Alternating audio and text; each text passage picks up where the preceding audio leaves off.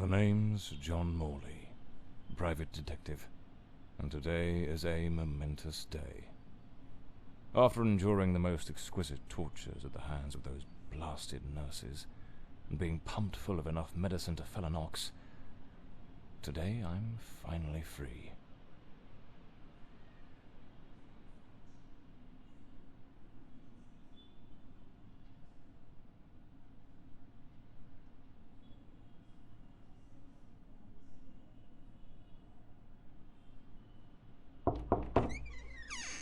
It appears you're awake at last. We had considerable difficulty rousing you earlier this morning, so I deemed it best to let you rest a while longer.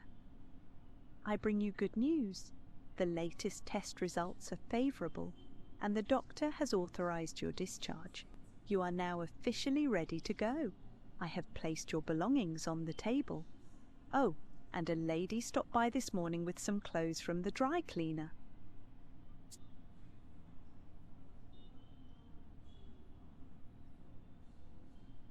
A woman brought my clothes from the dry cleaner. Was it Penny? I couldn't say. She arrived quite early, before my shift began. I've placed the garments in the wardrobe to keep them from getting wrinkled. So I'm better now? Yes, you are much improved.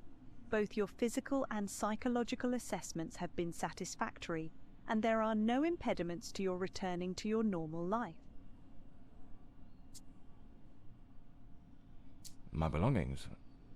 I thought everything was already in the room. There are a few valuables and some coins we kept for safekeeping. They are in the box on the table. I've been having nightmares.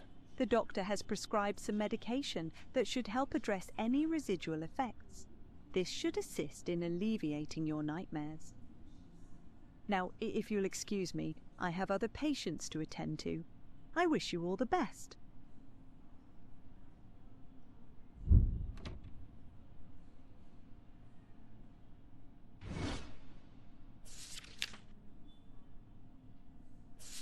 That's me, the bloodhound Morley.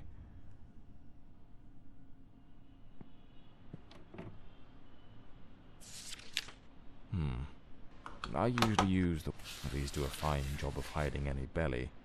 I should get myself a pair of... Looks brand new. Well-sculptured shoulders, nicely padded. Gives off... This note's... Damn it, Penny. I don't blame her, though. I better get...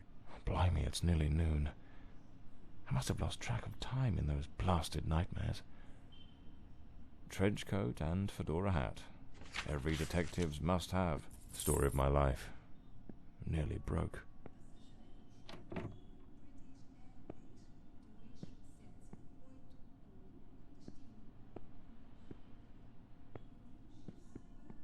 I'd better hurry up.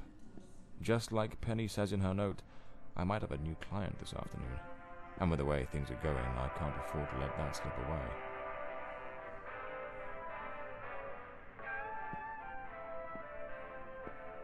All right, let's get moving. Today's the first day of the rest of my life.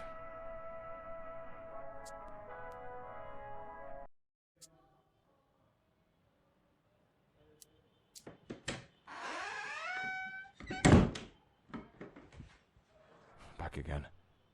Feels like stepping into a forgotten paradise. Everything has got that same old charm, and yet feels oddly new. This hospital stint's given me a bit of a new outlook. Maybe I'll take it a shade easier from now on, sticking to cases that don't demand a trip to the morgue. Here they are, Penny's keys, just like it says in her note. This case is worth its weight in gold. This one's a favorite. The jealous lover solved everything with a few blows from an ashtray. Brutal, but effective. Even the coppers missed my files. Cases, clients, Penny's desk. So this is Peter. That smug grin's got "Punch Me" written all over. The murder weapon from the cadaver collector case. The case of the Red Shoes murder. My desk, strangely tidy. Normally it's buried under papers, notes, bits of evidence. Penny must have wanted to leave everything spick and span before she walked out on me. Another one of my cards. But this one has my last name circled.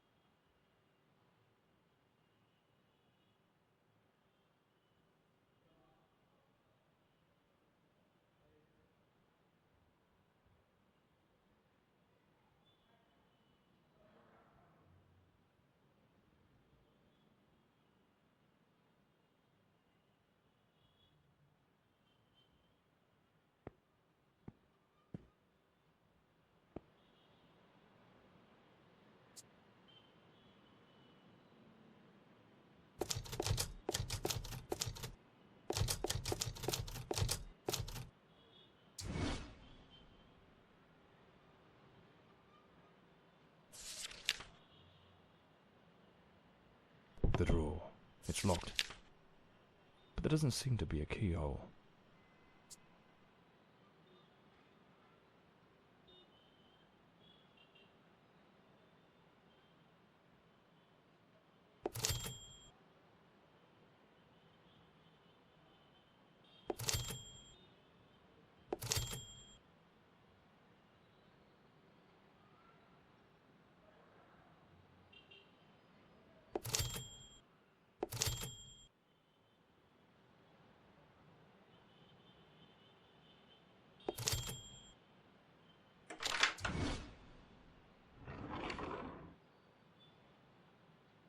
The Scarlet Page.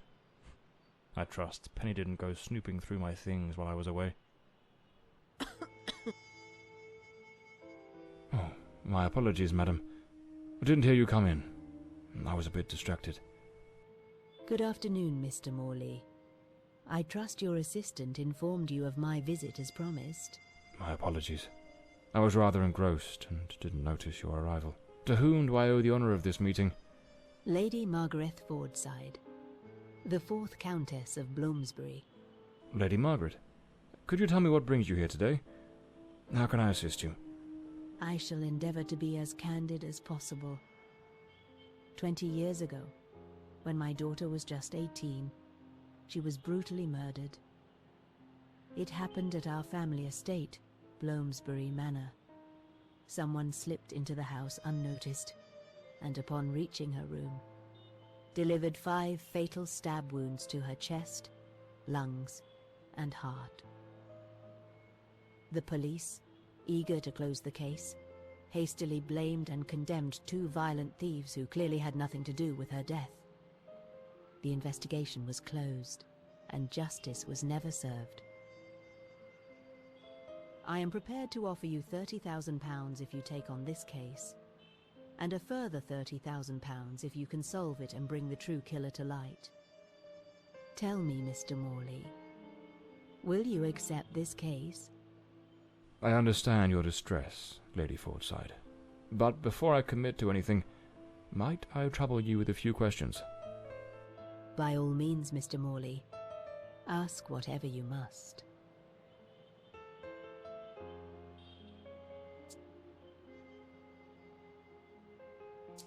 Tell me about Bloomsbury Manor. Do you still reside there? After Elodie's death, I abandoned the estate. I couldn't bear to remain there, to live within those walls. Even now, when I visit the manor, it still feels as though I can hear her footsteps echoing through the halls, her voice humming that old melody, the delusions of an old woman who has mourned her daughter for far too long, Mr. Morley. No mother should ever have to bury her child. Should you accept the case, Bloomsbury Manor would likely be the best place to begin the investigation. I shall not impede your work, as I now reside at Bedford Square, in the heart of the city.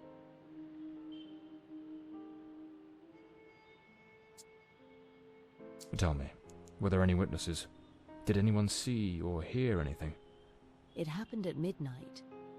The house was practically empty at the time, with only a few servants and a guest who was sleeping in the west wing. I was the only one who might have heard something, as my room was next to hers.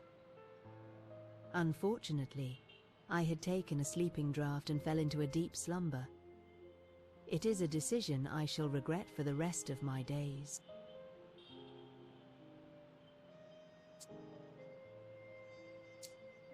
A case that's been cold for 20 years. You certainly don't make it easy for me, Lady Margaret. What made you decide to seek out a detective now? For over 2 decades, I've fought tirelessly to have the case reopened, to prove that the real murderer escaped justice. But all in vain. Neither solicitors nor well-meaning police friends, nor even journalists hungry for a dark story have managed to uncover anything. Then one day, I read about your success in solving the case of the Red Shoes killer. Regrettably, I also learned of the unfortunate incident that left you hospitalized with grievous injuries. On the advice of your secretary, Miss Penny, I waited patiently for your recovery. And now, here I am.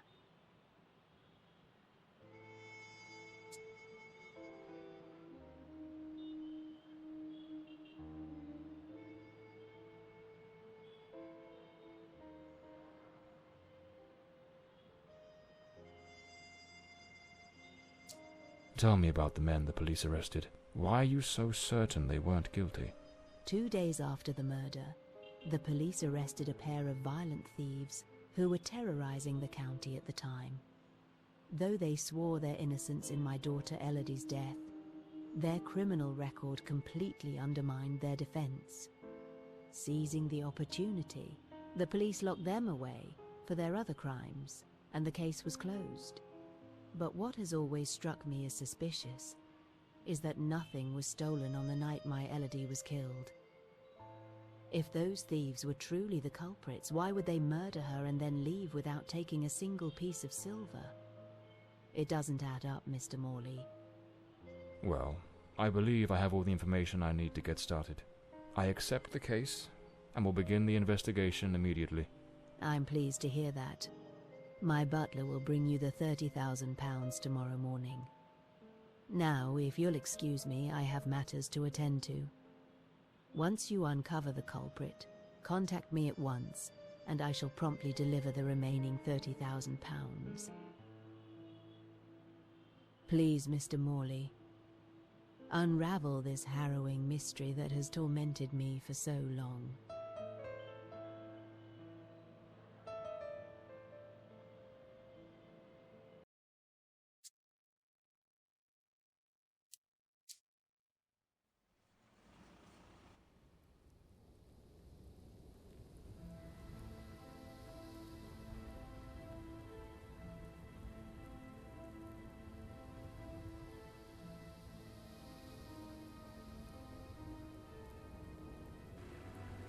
As I made my way through the dense forest path, a haunting silence enveloped the air. It was as though the very night of the crime still lingered here, shrouded in an eerie calm. The manor stood before me, its facade as inscrutable as the shadows that danced in the moonlight. Every step I took felt like a step deeper into the heart of a mystery that refused to be forgotten.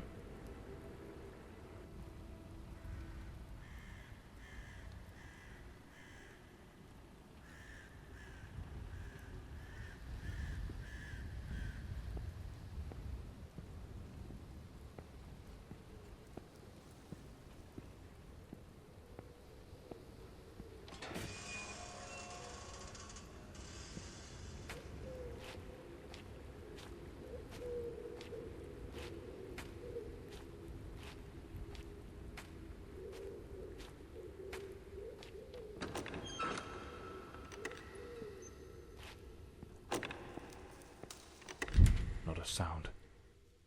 The stillness. It seems Elodie had a passion for art, but her star, a blue moon, fitting for a place haunted by it. Looks like the Countess left this for me.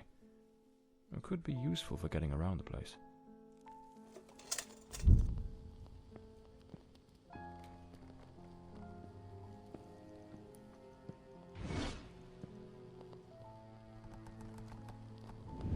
So, the housekeeper left a note for the Countess, asking her to meet here on the day of the murder.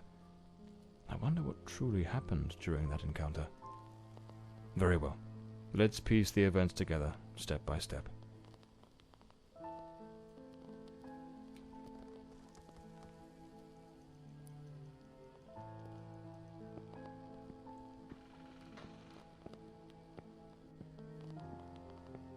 The lock has been concealed. This door must open by some other means.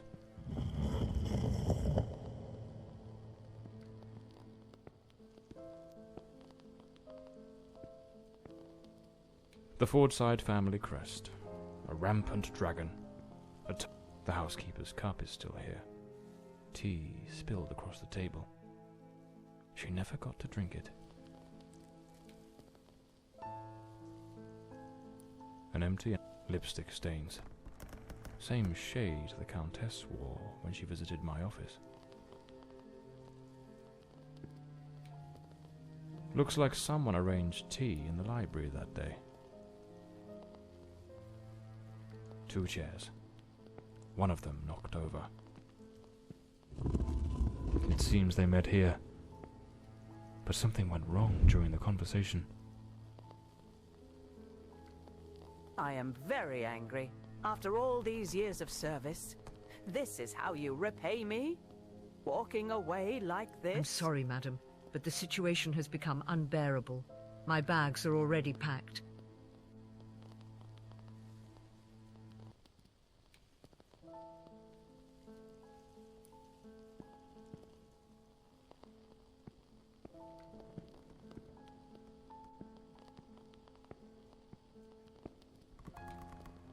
This must have been some sort of private study for the Countess.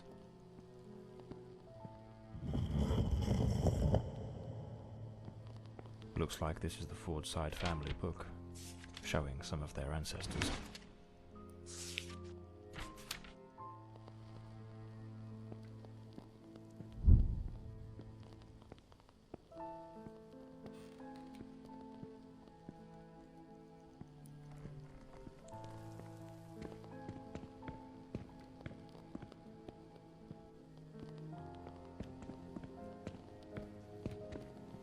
The door's chained up with a padlock.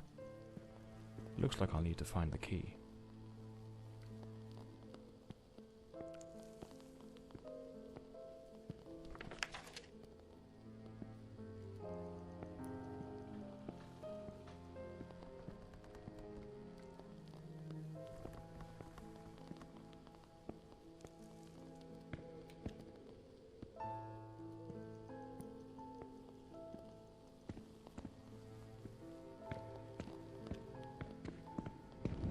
The Countess threw the housekeeper out in a fit of rage. In her haste, the housekeeper forgot one of her bags. What was it that unsettled the housekeeper enough to abandon her post so suddenly?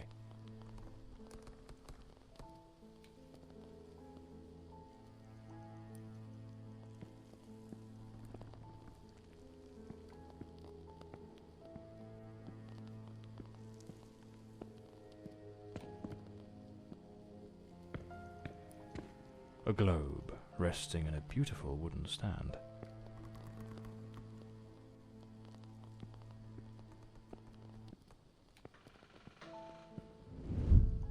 Lady Fortside, still seething, burned something in the fireplace.